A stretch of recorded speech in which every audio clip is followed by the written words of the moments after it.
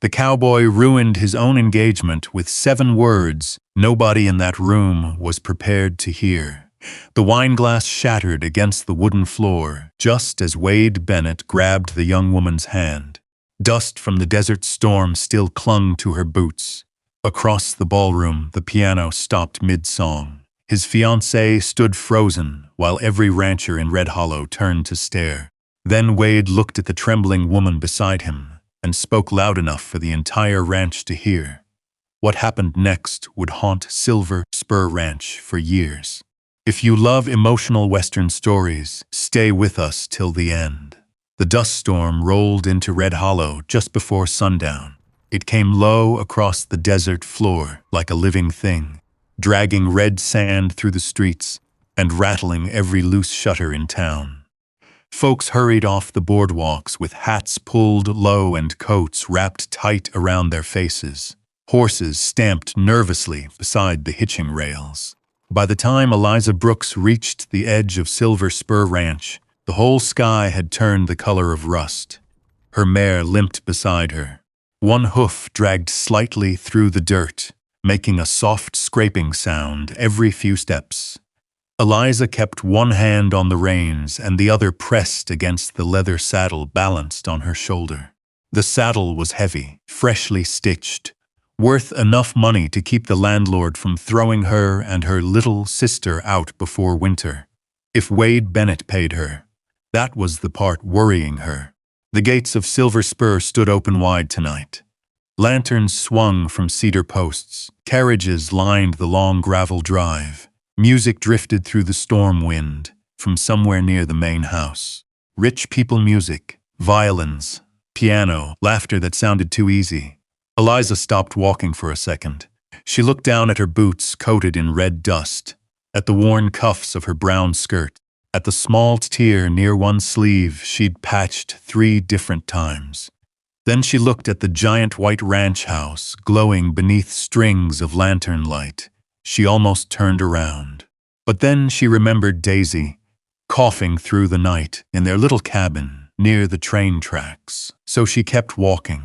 The closer she got, the more impossible the place felt. Cowboys in pressed jackets stood near the corrals, smoking cigars. Women in satin dresses moved beneath the lanterns like floating ghosts. Silver trays of whiskey glasses passed between guests. Somewhere near the back porch, somebody was roasting beef over mesquite firewood. The smell made Eliza realize she hadn't eaten since morning. A ranch hand noticed her first. "You lost, Mom." "I'm here to deliver a saddle," she said quietly. "For Mr. Bennett." The cowboy looked uncertain. His eyes drifted toward the crowd gathering near the dance floor. "Tonight ain't exactly good timing. I won't stay long." Before he could answer, another voice cut through the wind. "Well, this should be interesting." Eliza turned. Vivian Mercer stood at the top of the porch steps holding a crystal glass of red wine. Everything about her looked expensive. Cream-colored silk dress, pearl earrings, gloves too clean for Arizona territory. She smiled without warmth as her eyes moved slowly over Eliza's dusty clothes. Conversation nearby began to fade. People were staring now. Vivian descended the steps carefully, one hand lifting her skirt from the dirt. "And who might you be?" she asked. "Eliza Brooks?" Vivian glanced toward the saddle. "A delivery girl." The guests around her chuckled softly. Eliza tightened her grip on the leather. "I repaired Mr. Bennett's saddle," she said. "I was told to bring it before tonight." "Well," Vivian smiled thinly. "You certainly picked a memorable moment." A gust of wind swept through the yard, throwing sand across the lantern light. Somewhere behind the crowd, thunder rolled over the desert mountains. Eliza could feel every eye on her now. She just wanted to leave the saddle and go home. "I'll set it inside the barn," she said. "Then I'll be gone." But Vivian stepped directly into her path. "Oh no," she said sweetly. "You came all this way. You should at least see the party." The guests laughed again, not loudly. Worse than loudly. The kind of laughter people used when they wanted someone to know exactly where they belonged. Eliza felt heat rise into her face. She tried to move past. That was when Vivian accidentally tipped her wine glass. Dark red liquid splashed across Eliza's dress. A few women gasped. One man muttered something under his breath. Vivian pressed a hand dramatically to her chest. "Oh dear," she said. "What a mess." The wine dripped slowly from Eliza's skirt into the dirt. Nobody moved. Nobody spoke. Then Vivian looked down toward the porch floor where some wine had splattered across the polished wood. "Well?" she asked lightly. Eliza stared at her. "Well, what?" Vivian tilted her head. "You spilled it." The silence tightened. "You expect me to clean that?" Eliza asked. Vivian smiled. "I expect people to clean up after themselves." Somebody laughed harder this time. Eliza's fingers curled around the saddle strap so tightly her knuckles hurt. For one dangerous second, she imagined smashing the heavy leather straight across Vivian Mercer's perfect face. Instead, she stepped backward. "I'll leave," she said. The wind howled across the ranch, and from the far side of the porch, a chair scraped sharply against wood. Everyone turned. Wade Bennett finally stood. Eliza had noticed him earlier without really looking. Tall, broad shoulders, black coat dusty from riding, a face carved hard by sun and bad years. He'd spent most of the evening sitting silently beside Vivian, while businessmen and railroad men drank around him. But now, every eye in the yard followed him as he crossed toward Eliza. Slow, calm, dangerous. Vivian's smile faltered slightly. "Wade," she said carefully. He ignored her. He stopped directly in front of Eliza. Up close, she noticed the scar near his jaw, the tiredness around his eyes, the faint smell of leather and whiskey and desert wind. His gaze dropped briefly to the wine soaking her dress. Then he looked at Vivian. "You done?" he asked quietly. Vivian blinked. "I was only trying to." "That enough?" The softness in his voice somehow made it worse.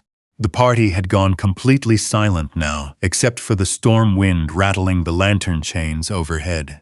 Vivian folded her arms. This woman interrupted our engagement celebration, carrying horse tack through the middle of guests. "She came here to work," Wade said. "She came here looking like that." Eliza swallowed hard. Wade looked at her then, really looked at her. At the dust on her boots, the trembling in her hands, the pride she was trying desperately not to lose in front of strangers. Something shifted in his expression. Not pity, something sharper than that. Vivian stepped closer to him. "Honestly, Wade," she said with a nervous laugh, "can we please go back inside?" But Wade reached for Eliza's wrist before she could step away. The touch startled her. Warm, steady, firm enough to stop her from running. The entire ranch seemed to stop breathing. Then Wade Bennett looked directly at the crowd and said, "She won't be leaving." Nobody moved. Nobody even blinked. Wade's grip tightened slightly around Eliza's hand. "She's my wife." The world went dead silent. A glass shattered somewhere near the porch. Vivian stared at him like she'd been shot, and Eliza Brooks forgot how to breathe. The storm outside slammed dust against the ranch windows, while the party stood frozen beneath the lantern light. Nobody moved. Nobody even reached for another drink. Wade Bennett still held Eliza's wrist, not tight enough to hurt, just enough to keep her standing there beside him. Vivian laughed once, sharp and shaky. "That isn't funny." Wade's eyes never left her. Wasn't meant to be. A murmur spread through the guests like wind through dry grass. Old ranchers exchanged looks. Railroad men leaned closer together, whispering into whiskey glasses. One woman near the piano quietly set down her fork. Eliza finally found her voice. "Mr. Bennett." "Wade," he said calmly. She stared at him. This man had barely spoken 3 words to her before tonight. Now he was standing in front of half the Arizona territory, calling her his wife. Vivian stepped forward, face pale beneath the lantern glow. "You are engaged to me, not anymore." The words landed harder than thunder. Somewhere near the back porch, Deputy Boone removed his cigar slowly from his mouth. He looked from Wade to Eliza with narrowed eyes. Vivian's expression changed then. Not heartbreak, something colder. "You'll regret humiliating me like this," she said quietly. Wade finally let go of Eliza's wrist. I already regret half the things in my life. Vivian turned sharply and disappeared into the ranch house while her father's railroad associates hurried after her.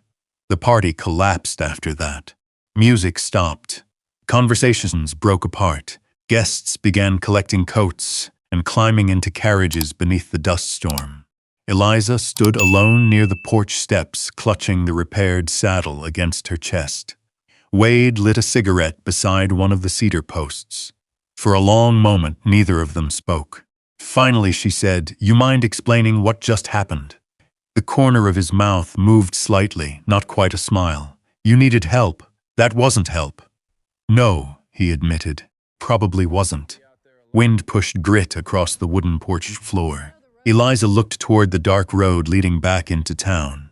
"I should go home." "You can't," she frowned. "Vivian Mercer's angry enough to ruin your life by morning," Wade said. "And if folks hear I lied in front of half the territory, the bank'll come after me before winter." Eliza blinked slowly. "The bank?" Wade crushed ash from his cigarette onto the railing. "Silver Spur's in debt," that surprised her. Silver Spur Ranch was the biggest cattle operation within 50 miles. "You're joking." "I wish I was."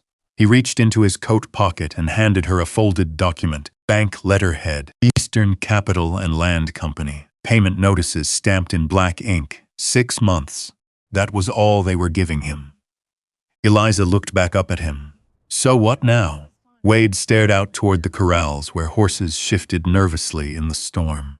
"Now," he said quietly, "I need a wife." The silence between them stretched. Then Eliza laughed once under her breath. "You picked the wrong woman for this. Maybe. You don't even know me." "I know enough." She folded the paper carefully. "My sister's sick," she said. "I can't get dragged into rich people problems." Wade nodded once like he already knew. "I'll cover the doctor in Tucson." Her throat tightened slightly. "And your house," he continued. "I'll pay off the debt." Eliza looked at him carefully then. Men usually wanted something when they offered help. Sometimes kindness came with chains hidden underneath it. What's the catch? No catch. That's a lie. For the first time that night, Wade actually smiled a little. Small, tired, honest enough to make her uneasy. "You stay here," he said. "Act like my wife until the bank signs the extension papers. 6 months. After that, you walk away with the house deed in your name." Eliza stared toward the giant ranch house glowing against the storm. It looked warm from outside, but somehow lonely too, like nobody inside it ever laughed for real. "You really think those people in there will believe this?" she asked. Wade glanced toward the dark windows where silhouettes still moved behind curtains.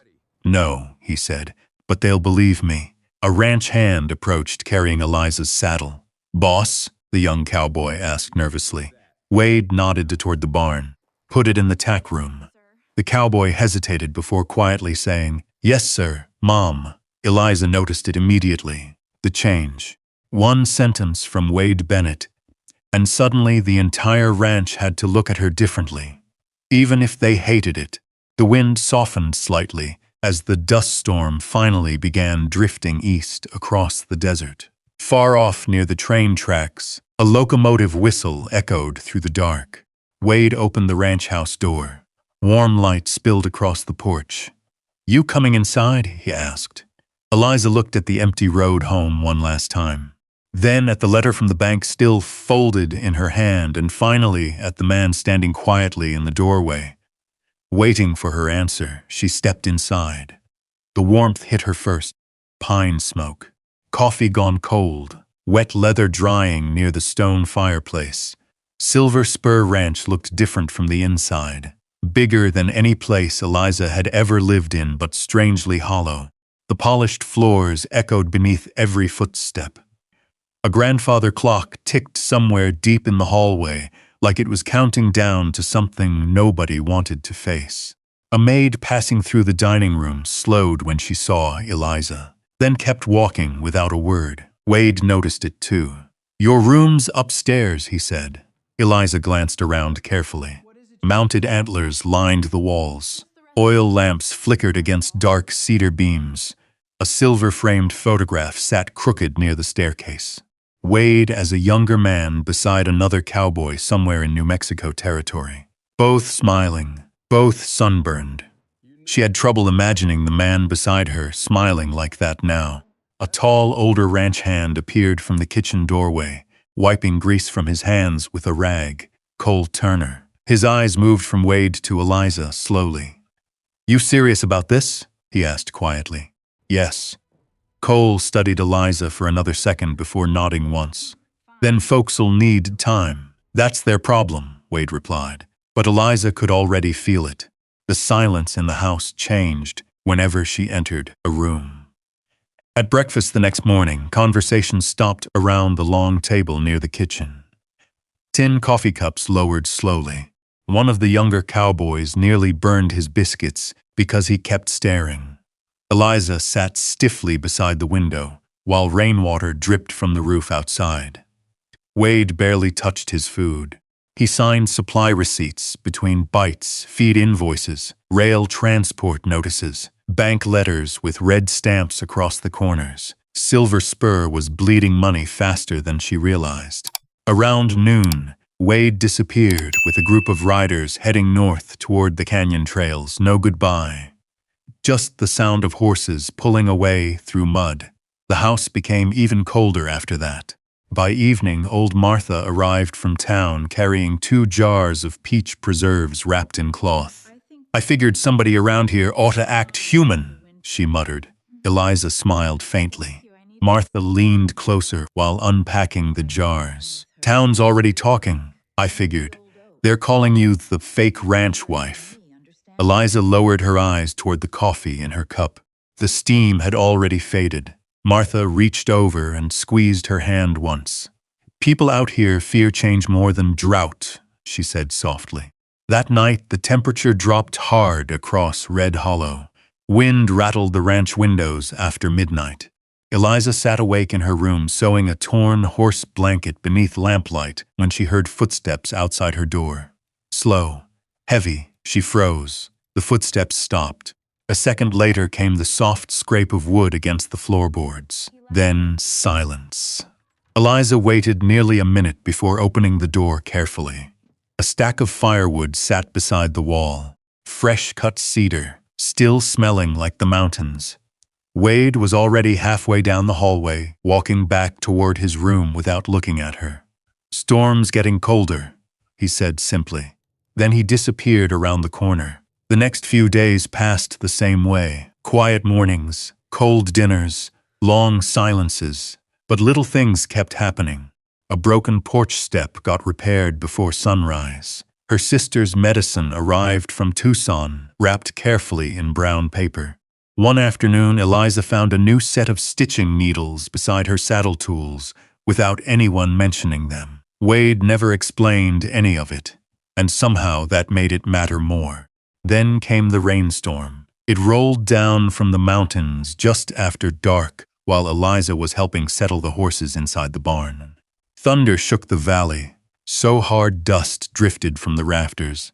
One frightened mare kicked open part of a stall gate. Eliza grabbed the reins before the horse bolted. "You're gonna lose her left leg if you keep that shoe loose," she called over the storm. Wade looked surprised. "You know horses?" "I grew up around freight mules." Rain hammered the tin roof above them. For the first time since arriving at Silver Spur, Wade looked at her like he was actually seeing her. Not as a problem, not as a dealer. Lightning flashed white through the cracks in the barn walls. The mare settled slowly beneath Eliza's hand. Neither of them spoke for a while after that. Just the storm, the horses breathing.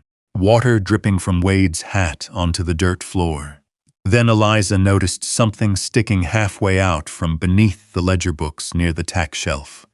A folded document. Official county paper. She picked it up casually, and her stomach tightened. Blank marriage registration forms, unsigned, no county seal, no filing stamp. Their marriage did not exist. Outside, thunder rolled across the Arizona desert. Inside the barn, Wade slowly took the papers from her hand. Neither of them moved. If the bank finds out, Eliza said quietly, this whole thing falls apart. Wade's jaw tightened slightly. I know, and my sister loses the medicine. Another silence. Rain hammered harder overhead.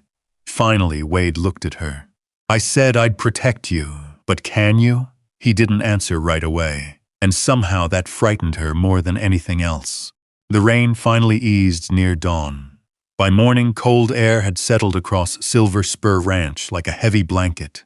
Thin frost clung to the fence rails outside the bunkhouse. The horses breathed steam into the pale Arizona sunrise. Eliza barely slept. She kept thinking about the unsigned papers, about how quickly this entire life could disappear. At breakfast, Wade sat at the far end of the long table reading telegrams beside a cup of black coffee gone untouched. The bruise near his jaw had turned darker overnight. Nobody spoke much. Only the sound of forks against tin plates and wind scratching softly at the windows. Then one of the stable boys burst through the kitchen door. 2 more horses down. Every chair scraped back at once.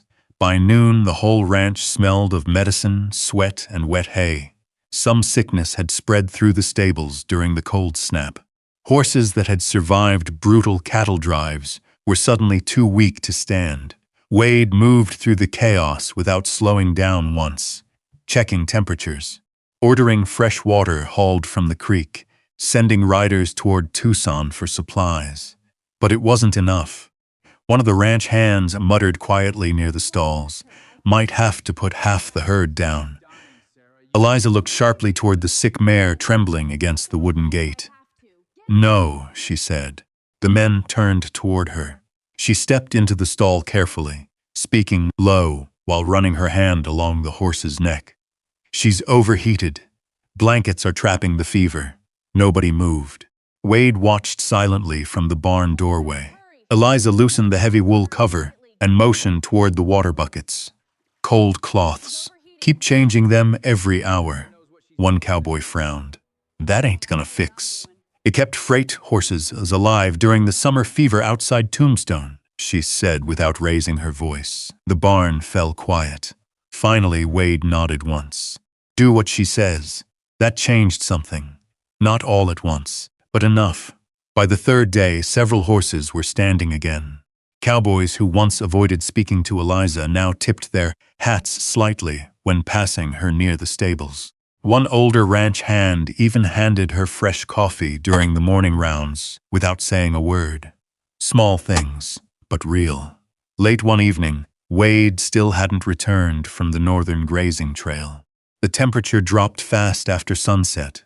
Eliza sat near the kitchen stove repairing torn reins, while old Martha stirred beans in a cast-iron pot.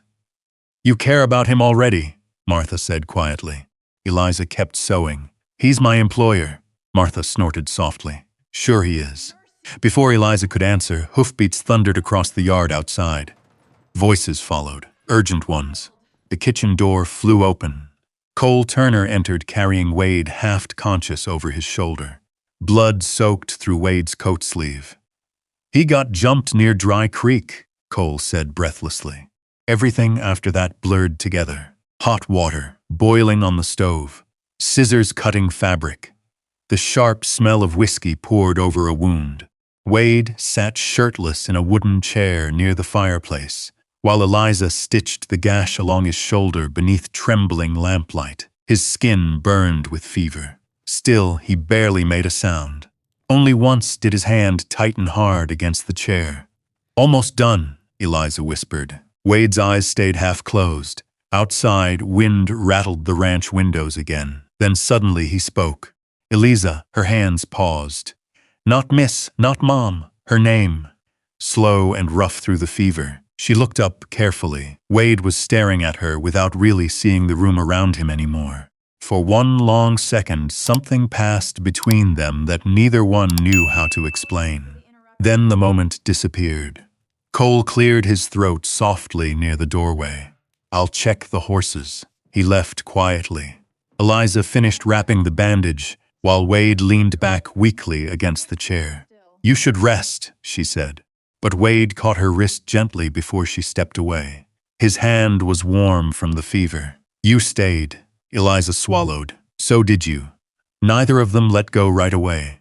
Weeks later, during the winter festival in Red Hollow, people still whispered when they walked past together. But Wade no longer seemed to notice. Lanterns swung above the town square while a fiddler played near the saloon porch. Snow dusted the distant mountains beyond town. Eliza stood near the edge of the crowd, warming her hands around a tin cup of cider when Wade appeared beside her in a dark wool coat. "You hiding out here?" he asked. "I prefer quiet." He studied her for a second, then held out his hand. The music drifted softly through the cold night air. Every eye in town seemed to turn toward them. Eliza. She hesitated only a moment before placing her hand in his. Wade pulled her gently into the center of the dance floor. And somewhere across the square, Vivian Mercer watched them without blinking once. The fiddle music carried softly through the cold night air, while boots scraped across old wooden planks dusted with snow. Eliza could feel every eye in Red Hollow following them.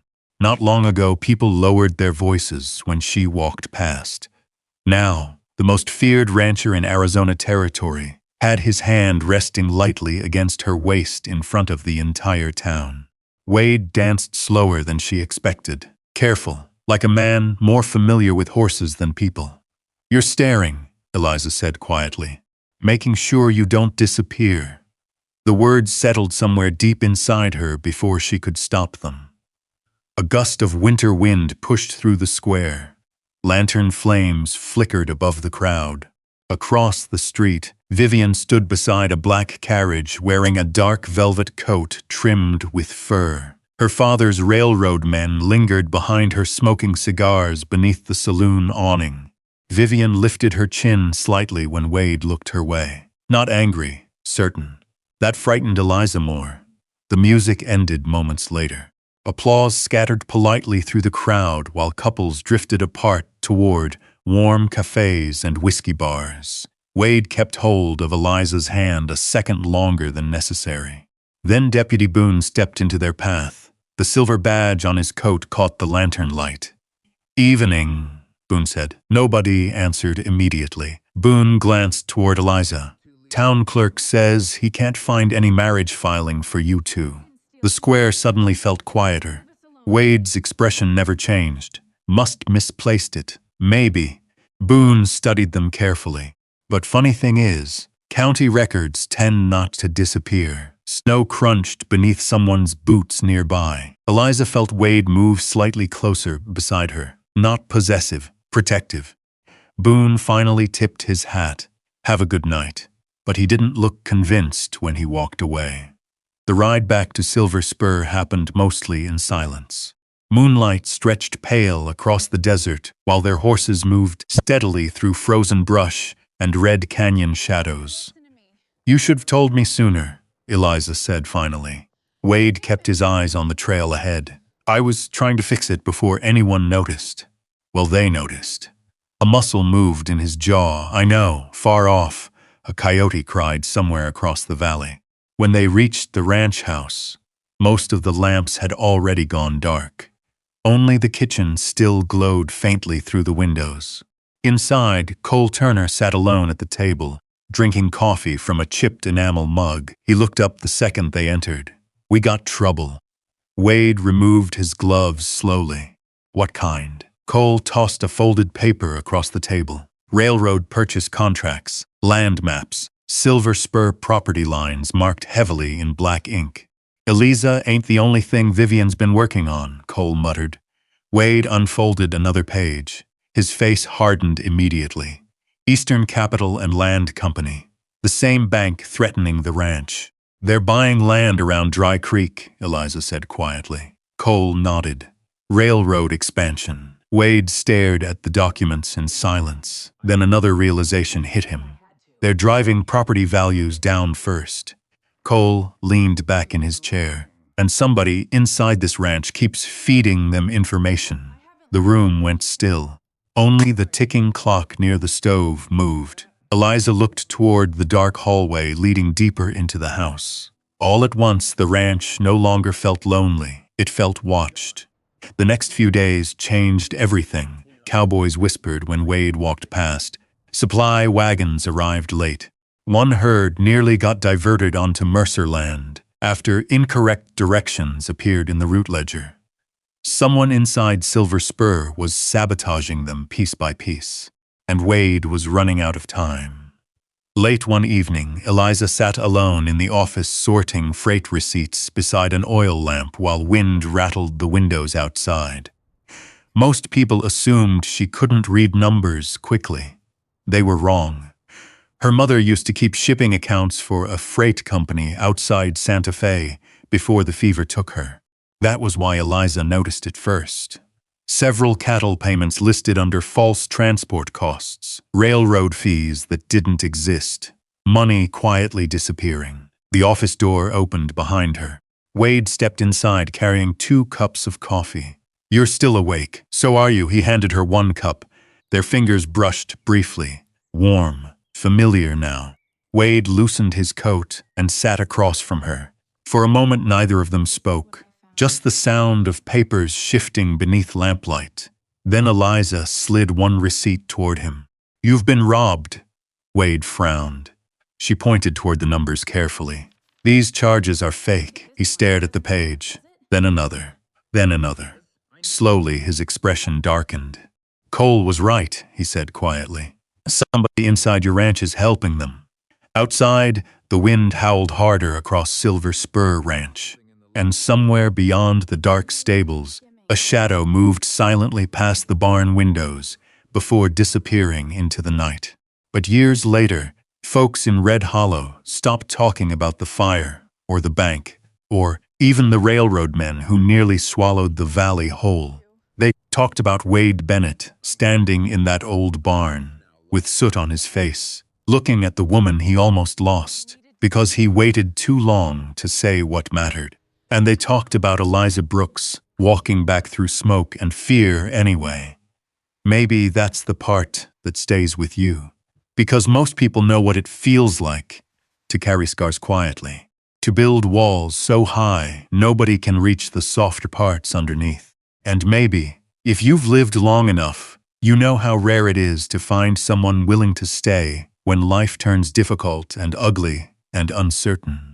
Wade thought strength meant surviving alone. Eliza taught him it could also mean trusting somebody enough to hand them your future. That little ranch out in Arizona territory never became the richest place in the West, but it became a home.